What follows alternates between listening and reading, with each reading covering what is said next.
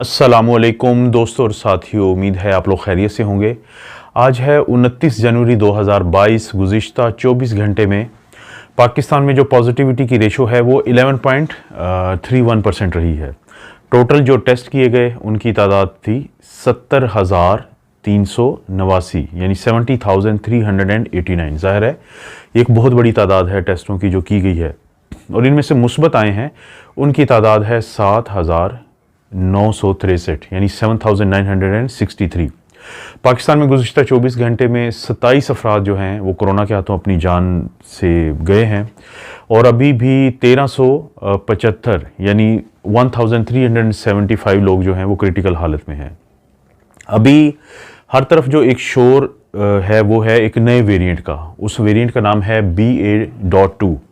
अब ये जो BA.2 है, ये आप कुछ लोग इसको ओमिक्रॉन की बहन कह रहे हैं, कुछ लोग इसको ओमिक्रॉन का बेटा कह रहे हैं, कुछ लोग इसको ओमिक्रॉन का कज़न कह रहे हैं।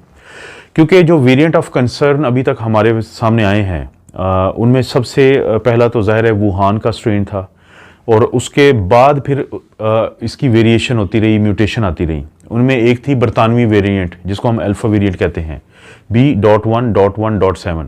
उसके बाद फिर ब्राज़ील और साउथ अफ्रीका में वेरिएंट आई थी। एक साउथ अफ्रीका की वेरिएंट थी जिसको हम कहते थे B.1.351। जो ब्राज़ील में वेरिएंट आई थी उसका नाम है P.1। और फिर इंडिया में एक वेरिएंट आई, उस वेरिएंट का नाम था B.1.617.2।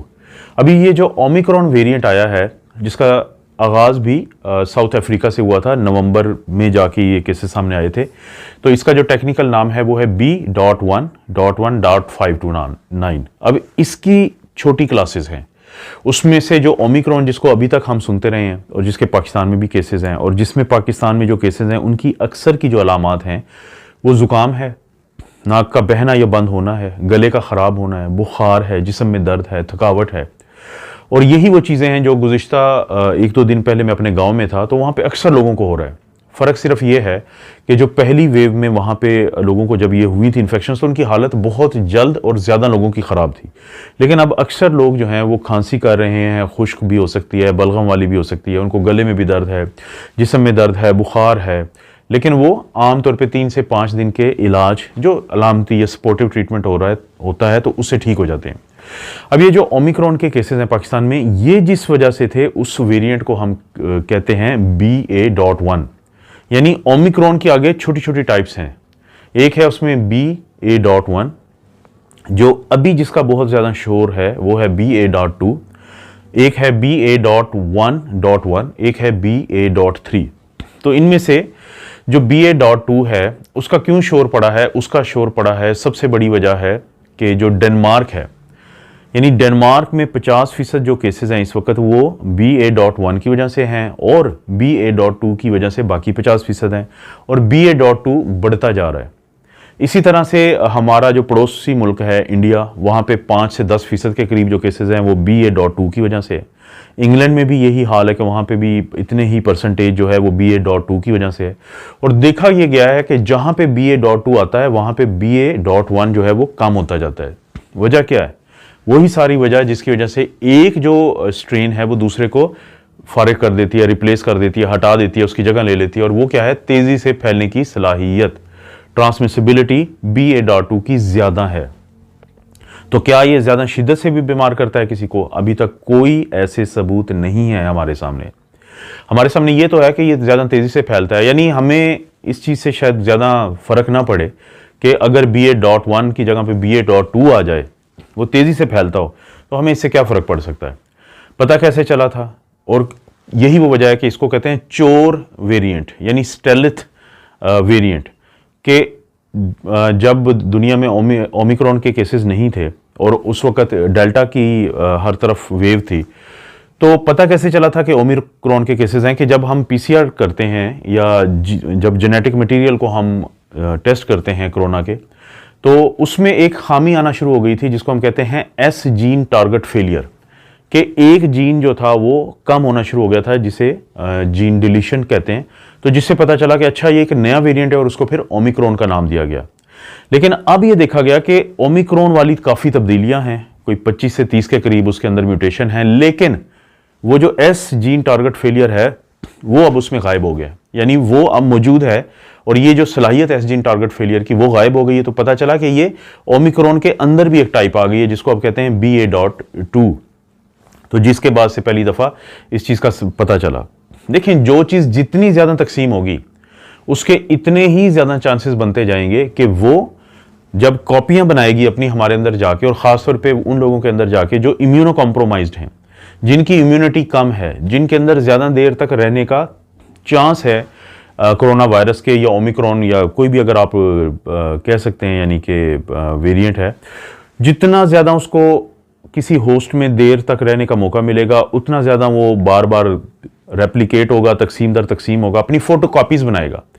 जब वो फ़ोटो कॉपीज़ बनाएगा तो उस दौरान वो गलतियाँ करेगा, क्योंकि जो DNA वायरस होते हैं, जैसे काफ़ी सारे DNA वायरसेस हैं उनमें, और ये जो RNA वायरस में एक फ़र्क है कि DNA वायरस हमारे न्यूक्लियस में जाके अपनी रेप्लिकेशन करता है और उसका एक प्रूफ रीडर होता है जो उसकी गलतियों को पकड़ के उधर ही ठीक कर देता है या उनको फारिग कर देता है।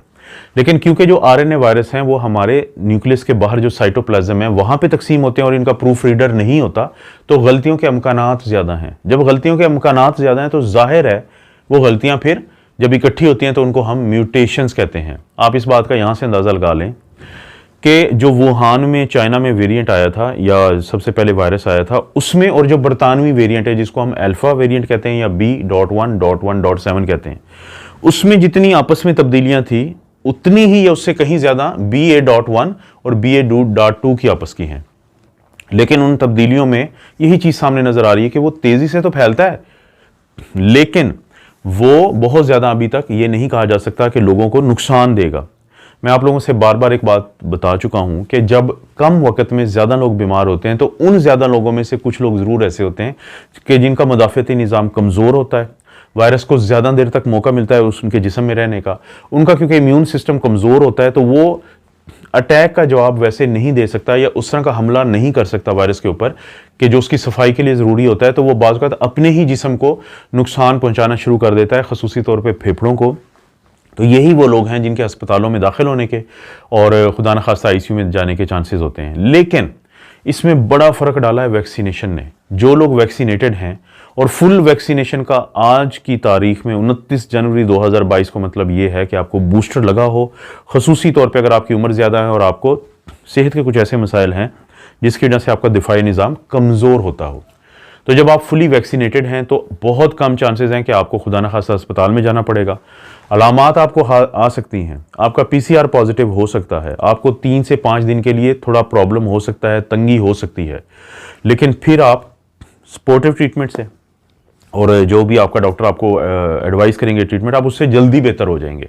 इसी तरह बहुत सारे पेशेंट हैं मेरे कि जिनको अलामात आई, जिनको फेफड़ों तक की इन्वॉल्वमेंट हुई, लेकिन क्योंकि वो वैक्सीनेटेड थे तो जो रूटीन का हम ट्रीटमेंट देते हैं हॉस्पिटल्स के अंदर भी, तो उससे काफ़ी जल्दी वो बेहतर हो गए।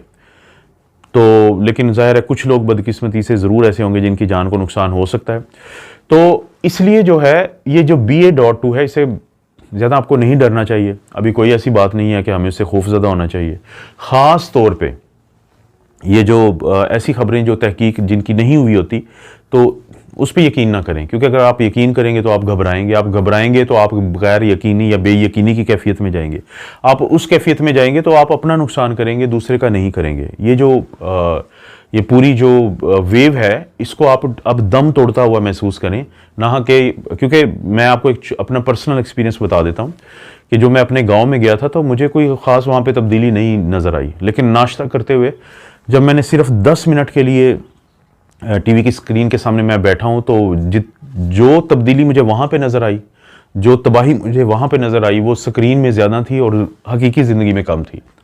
तो इसलिए आप इस चीज़ को जहन में रखें, ये बहुत ज़रूरी है आपके लिए। और आखिरी बात ये कि जब ये कोरोना वायरस आया था पहली दफ़ा दुनिया में, तो इन्फ्लुएंजा वायरस और जो HIV वायरस, क्योंकि इन दोनों के अंदर बहुत सलाहियत होती है तेज़ी से तकसीम होने की, लेकिन और ये इनके अंदर काफ़ी ज़्यादा ऐसी चेंजेस आती हैं जो हर साल फिर एक नया वेरिएंट आता है इन्फ्लुएंजा का और HIV की दवाई बनाने में मुश्किल पेश आती है।